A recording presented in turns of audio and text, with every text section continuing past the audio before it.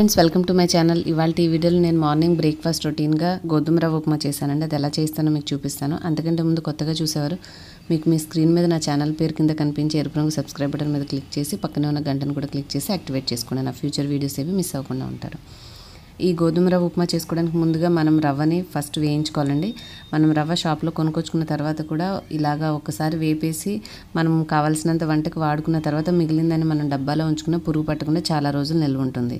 మనం నార్మల్గా తెచ్చిన వస్తువుని అలాగే ఉంచామంటే కొద్ది రోజుల తర్వాత 10-20 రోజుల తర్వాత చిన్న చిన్న తెల్లటి పురుగులు వచ్చేస్తాయి. సో మీరు తెచ్చుకోగానే ఒకసారి వేయించేసుకొని కావాల్సినంత వంటకు వాడుకొని మిగిలినవి డబ్బాలో స్టోర్ చేసుకుంటే మనకి ఎప్పుడు కావాలంటే అప్పుడు ఉప్మా చేసుకోవడానికి ఫాస్ట్గా రెడీగా ఉంటుందన్నమాట.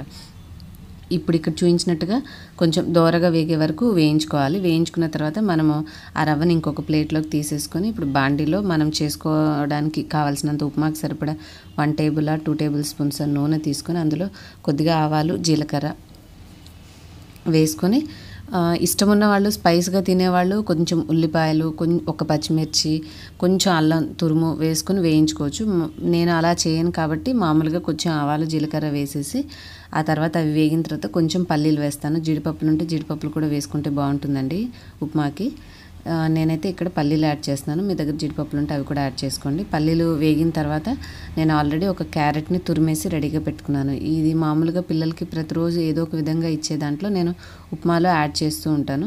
మనం ఒక క్యారెట్ తురుముకొని కొద్దిగా 1 నిమిషం మంచిగా హై ఫ్లేమ్లో ఉంచుకొని వేయించుకుంటే క్యారెట్ అనేది మగ్గిపోతుంది. ఆ తర్వాత 1 కప్పు రవ్వ తీసుకుంటే 2 కప్పులు నీళ్లు తీసుకోండి. 2-2.5 అంటే మీరు తీసుకున్న రవ్వను బట్టి ఉంటుంది. కొన్ని రవ్వలు చాలా సన్నగా ఉంటాయి, అవి త్వరగా ఉడికిపోతాయి, అంత నీరు అవసరం ఉండదు. కొంచెం రవ్వ నేను తీసుకున్న రవ్వ కాస్త మందంగా ఉంది.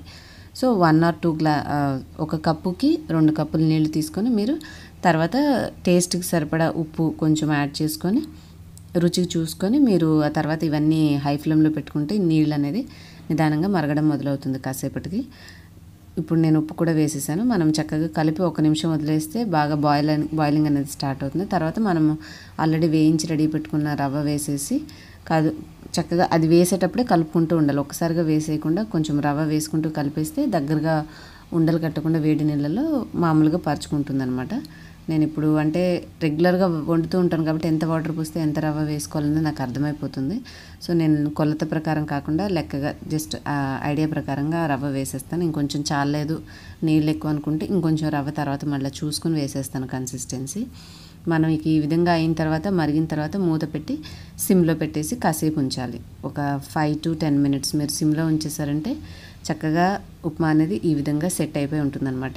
ఇంకా కొంచెం తడి ఉందనుకుంటే మీరు ఒకసారి తిప్పేసేసి కాస్త మూత పెట్టేస్తే మగ్గిపోతుంది, అయిపోతుంది. సింపుల్, చాలా ఫాస్ట్గా అయిపోయింది కదండి. నా ఈ రెసిపీ నచ్చితే తప్పకుండా ఈ వీడియోని లైక్ చేయండి, మీకు తెలిసిన వారందరికీ షేర్ చేసి అంతేకాకుండా మీ అభిప్రాయం నాకు కామెంట్ సెక్షన్లో తెలియచేయండి. కొత్తగా చూసేవారు సబ్స్క్రైబ్ చేసుకోవడం మాత్రం మర్చిపోవద్దు. Thanks for watching.